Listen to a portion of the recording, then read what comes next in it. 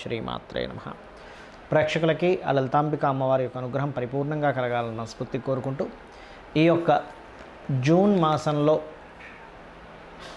ద్వాదశ లగ్నాల వారికి, లగ్నం తెలియని వారి రాసుల వారికి ఏ విధంగా ఉండబోతుంది, ఏ విషయాల్లో చాలా అద్భుతంగా ఉండబోతుంది, ఏ విషయాల పట్ల జాగ్రత్తగా ఉండాలి, మరియు మీరు చేసుకోవాల్సినటువంటి దేవత ఆరాధన ఏమిటి. దీనికంటే ముందుగా మనం అసలు గ్రహస్థితి ఏ విధంగా ఉంది. మీనంలో రాహువు కుజుడు ఉన్నారు కాబట్టి ఆ కుజుడు మేషంలోకి 2వ తేదీ నుంచి మారిపోతున్నాడు. చంద్రుడు మీనం నుంచి మొదలుపెట్టుకొని మళ్ళా కుంభం వరకు ఈ 4 రోజులు తిరుగుతాడు. అదేవిధంగా వృషభ రాశిలో రవి, బుధ, శుక్ర, గురు 4 గ్రహాలు కలిసి ఉన్నాయి. ఈ 4 గ్రహాలు కలిసి ఉండి 15వ తేదీకి రవి బుధులు మిథునంలోకి మారిపోతున్నారు. 13వ తేదీకి శుక్రుడు మారుతున్నాడు. ఇక కన్యారాశిలో కేతువు, కుంభరాశిలో శని యొక్క సంచారం జరుగుతుంది. ఈ యొక్క గ్రహస్థితిని అనుసరించి ద్వాదశ లగ్నము మరియు రాశి వారికి ఏ విధంగా ఉందనేటువంటిది చూద్దాం.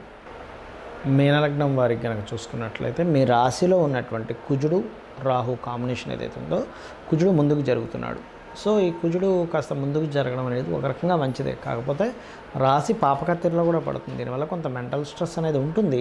ఏలినాటి శని ప్రభావము, రాహు లగ్నంలో ఉండడం. కాకపోతే ఇవేవి కూడా ఒకటే గుర్తుపెట్టుకోండి, అమ్మవారి ఆరాధన కనుక రెగ్యులర్గా చేసుకోగలిగితే ఎటువంటి స్ట్రెస్ ఉన్నా కూడా క్లియర్ అయిపోతుంది, గుర్తుపెట్టుకోండి.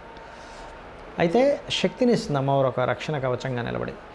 ఈ మాసం నుంచి కాస్త ఫైనాన్షియల్ గ్రోత్ పెరుగుతుంది. కాకపోతే కుటుంబ సభ్యులలో కొంత యువకులతో, కొంచెం యంగ్స్టర్స్ వల్ల కొంత వాగ్వివాదాలు కూడా వస్తూ ఉంటాయి. 2వ స్థానంలో కుజుడు ఉన్నందుకు కాస్త ప్రదేశం మారడము, ఇల్లు మారడము, అంటే కాస్త షార్ట్ జర్నీస్ పెరగడము, ఇటువంటివన్నీ కూడా కాస్త మీకు 15వ తేదీ వరకు చూపిస్తున్నాయి. 15వ తేదీ తర్వాత ఏదైనా ప్రాపర్టీ తీసుకోవడం కానీ, ఏదైనా ఒక కొత్తగా విద్యా సంబంధించినవి మీరు ప్రారంభించడం కానీ, కొత్తగా నేర్చుకోవడం కానీ, ఇటువంటివన్నీ కూడా ఆఫ్టర్ 15th తర్వాత ఈ యొక్క మాసంలో చూపిస్తుంది. ఏదైనా కొనుగోలు చేయడం, ఇట్లాంటివన్నీ కూడా. అదేవిధంగా గృహవాహన వస్తు సంబంధించిన కొనుగోలు సంబంధించిన 15వ తేదీ తర్వాత బాగుంది. కాకపోతే కాస్త సంతాన సంబంధించిన విషయంలో కొంత జాగ్రత్తలు వహిస్తూ ఉండాలి. సహజంగానే ఏలినాటి శని నడుస్తున్నప్పుడు 12వ స్థానంలో సంచారం జరిగేటప్పుడు కొత్త బిజినెసెస్లో ఇన్వెస్ట్మెంట్స్ చేసేటప్పుడు, బిజినెస్ ఇంప్రూవ్మెంట్స్ కోసం మీరు చేసేటువంటి ప్రయత్నాలు ఇవి ఏవైతే ఉన్నాయో ఈ యొక్క విషయాల పట్ల కాస్త జాగ్రత్త వహిస్తూ ఉండండి.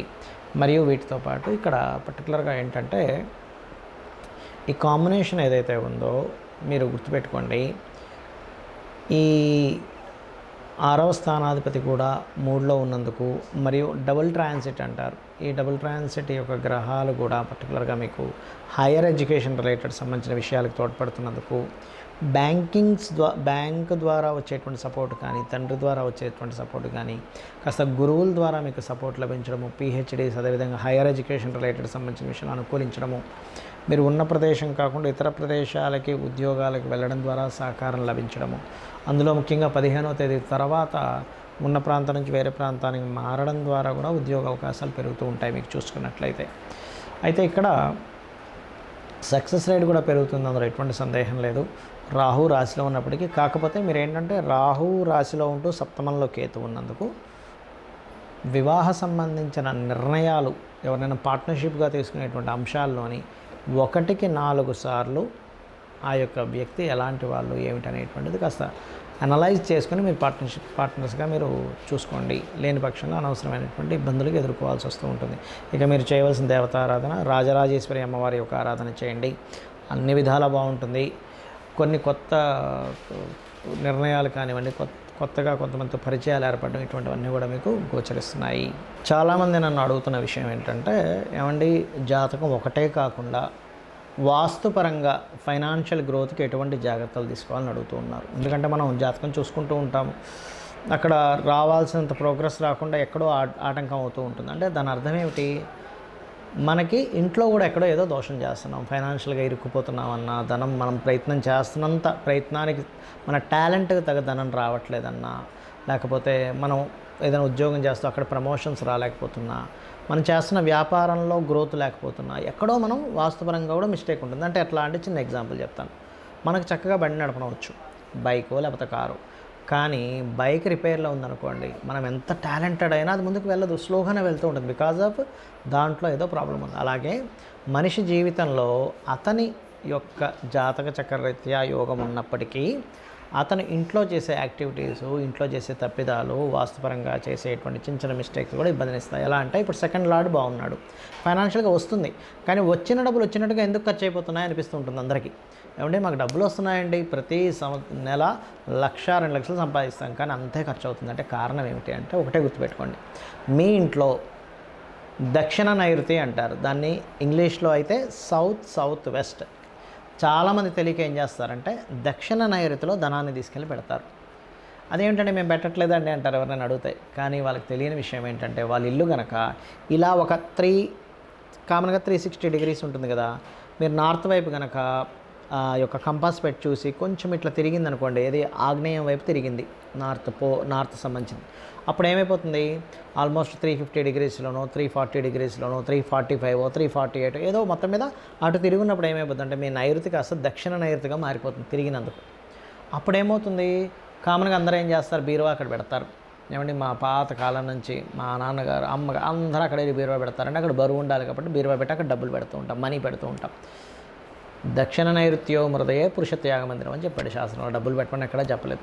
మీకు దక్షిణ నైరుతి అయిపోయింది, మీరు నైరుతి అనుకుని డబ్బులు పెడుతుంటారు, బరువు ఉండాలి కదా అని బీరువా పెడతారు, డబ్బులు పెడతారు, బట్టలు పెడతారు, అన్నీ పెడతారు, డబ్బు నిలబడదు.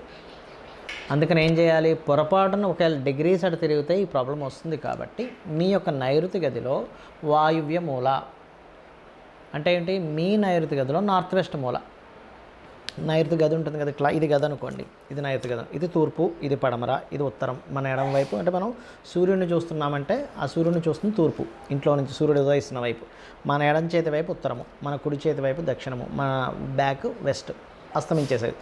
ఈ మూలకి అంటే సౌత్కి వెస్ట్కి మధ్యలో మాస్టర్ బెడ్రూమ్ ఉంటుంది. ఆ రూమ్లో వాయువ్యము అంటే మళ్ళీ అదే రూమ్లోకి వెళ్తే మనం ఆ రూమ్లోకి వెళ్ళి నిలబడి సూర్యభగవాను చూస్తున్న డైరెక్షన్ నిలబడి మన ఈ మూల వైపు కనుక చూస్తే ఆ రూమ్లో నార్త్ వెస్ట్ అవుతుంది. అక్కడ మీరు లాకర్ పెట్టి డబ్బులు పెట్టండి. అప్పుడు మీకు తెచ్చిన డబ్బులు తెచ్చినట్టుగా నిలబడడం ప్రారంభం అవుతుంది. ఎందుకంటే అక్కడ మీకు గెయిన్స్ అండ్ ప్రాఫిట్ జోన్ ఉంటుంది. అలా కాదండి, కుబేర స్థానం ఎక్కడుందో చెప్పండి అంటే శాస్త్రంలో చెప్పినటువంటిది ఉత్తరం ఈజ్ కుబేర స్థానం. కానీ అందరికీ కుబేర స్థానంలో ధనం పెట్టడం కుదరదు. అందుకే మాస్టర్ బెడ్రూమ్లో ఈ ప్లేస్ చెప్పాను. కొంతమందికి కుదురుతుంది. అట్లాగా వాళ్ళకి కనుక కుబేర స్థానం కరెక్ట్గా వాళ్ళకి ఉత్తరంలో వచ్చింది, అక్కడ ఏ హాల్ రాలేదు, మంచిగా ఒక రూమ్ వచ్చింది, అప్పుడు అక్కడ మీరు లాకర్ పెట్టుకోవచ్చు. కుబేర స్థానంలో ధనస్థానం కాబట్టి ఈ జాగ్రత్త మెయిన్గా తీసుకోవాలి. ఇంకొక మిస్టేక్ కూడా జరుగుతూ ఉంటుంది డబ్బులు నిలబడకపోవడానికి కారణం ఏమిటంటే ఆగ్నేయ దిశలో వాటర్ ఎక్కువ పెట్టేస్తారు, ఓవర్గా వాటర్ పెట్టేస్తారు, వాటర్ ట్యాంక్ పెట్టేస్తారు. ఏమవుతుంది, అగ్ని భాగం కదండి, అగ్ని ధనాన్ని ఇస్తుంది అని చెప్తుంది శాస్త్రం. అగ్ని ప్రదేశంలో తీసుకెళ్ళి మనం నీళ్ళు పెట్టాం, ఏమవుతుంది, అగ్ని చల్లబడిపోయింది, ఉత్సాహం తగ్గిపోయింది. ఎంత చేసినా సరే ఇంతే, నా లైఫ్లో ఎంత కష్టపడ్డా ఇంతే అని మనిషి ఏమైపోతాడు. అలాంటి గృహాల్లో నివసించేటప్పుడు కుటుంబం పట్ల కానీ లేకపోతే ధనం పట్ల కానీ అతను అంటే నిస్తేజస్సంగా, అంటే తేజస్సు లేకుండా ఏం సంపాదిస్తామండి, లేకపోతే ఏమి కష్టపడతామండి, ఎంత కష్టపడి ఇంతే కదా, నేను దీనికి ఎందుకు అనే ఫీలింగ్లోకి వెళ్ళిపోతాడు. దానివల్ల ధనం సంపాదించడం తగ్గిపోతుంది. అలాంటప్పుడు ఏం చేయాలంటే మీ యొక్క ఈ కిచెన్ బండ్ ఉంటుంది, బ్లాక్ బండ, అక్కడ చక్కగా దాని కిందని ఒకవేళ బ్లాక్ ఉంటే కనుక, గ్రీన్ ఆర్ రెడ్ ఉంటే నో ప్రాబ్లం, ఏమి మీరు చేయగలరు రెమెడీ. కానీ బ్లాక్ బండలే 90% ఆఫ్ పిల్లల్లో ఉంటాయి. స్టవ్ కిందనే ఒక చిన్న 2 గ్రీన్ కలర్ టైల్స్ పెట్టండి. బికాజ్ ఆఫ్ వాటరీ ఎలిమెంట్ అంటారు బ్లాక్ కలర్ని, వాటరీ ఎలిమెంట్ అక్కడ వచ్చేసింది, దాని మీద మీరు స్టవ్ పెట్టారు. సో ఈ జాగ్రత్త తీసుకోండి. వీలైనంత మటుకు కిచెన్ కొంచెం గ్రీనిష్ వచ్చేలా చూసుకోండి, ఎందుకంటే ఎయిరీ ఎలిమెంట్ రావాలి అక్కడ. అదేవిధంగా కిచెన్ దగ్గర మనకి బాల్కనీస్ ఉంటాయి, మనం సామాన్లు కడుక్కోవడానికో బట్టలు ఉతుకోవడానికి, అక్కడ వీలైతే చిన్న తులసి మొక్క కానీ లేదా కొన్ని మొక్కలు కానీ అక్కడ వీలైనంత మటుకు చేయండి. గ్రీన్ బల్బ్ ఒకటి పెట్టండి. అప్పుడు ఏమవుతుంది, మీకు ఈ కలరు అండ్ అక్కడ ఉండే ఎలిమెంట్, ఒక మొక్కని మీరు పెంచుతున్నందుకు, మొక్కను ఎప్పుడైనా సరే నీళ్ళు పోసారు, కొన్ని మొక్కలు నాటారంటే అది అభివృద్ధిని ఇస్తుంది, గుర్తుపెట్టుకోండి, అది మంచి అభివృద్ధిని ఇస్తుంది. ఆ రకంగా ఎయిరీ ఎలిమెంట్ పెరుగుతుంది, ఫైనాన్షియల్ గ్రోత్ పెరుగుతుంది. దీంతోపాటు ఇంకొక జాగ్రత్త ఏమిటంటే కుబేర స్థానం ఉత్తరం వైపు creamish, yellowish, goldenish, red colours ఉండనివ్వకండి. కంప్లీట్ ఒక వైట్ పేపర్ తీసుకుంటే ఎంత తెల్లగా ఉంటుందో అంత వైట్గా ఉండే పెయింట్ ఉండాలి నార్త్ వాల్కి. ఇంటి మొత్తానికి నార్త్ వాల్ కండి, ఏ రూమ్ కా రూమ్ నార్త్ కాదు, బాగా అర్థం చేసుకోండి. ఇంటి మొత్తానికి ఉత్తరంలో ఉండే గోడకి లోపల వైపు నార్త్ వాల్కి వేసుకోండి. ఇక బయట అంటారా మీ ఇష్టం, లైట్ కలర్స్ ఏదైనా వాడుకోవచ్చు, డోంట్ వరీ. సో ఇది చెయ్యండి. మీరు ఎంతో కష్టపడి ఎన్నో పరిహారాలు చేసుకుంటున్నా ఈ ఇంట్లో ఉండే ఈ చిన్న చిన్న దోషాలు కూడా మిమ్మల్ని ఆపుతూ ఉంటాయి, మీ కష్టాన్ని వేస్ట్ అయిపోయేలా చేస్తుంటాయి. కాబట్టి ఈ చిన్న చిన్న జాగ్రత్తలు తీసుకోండి, అన్ని విధాలా బాగుంటుంది. అమ్మవారి అనుగ్రహం మీకు కూడా కలుగుతుంది.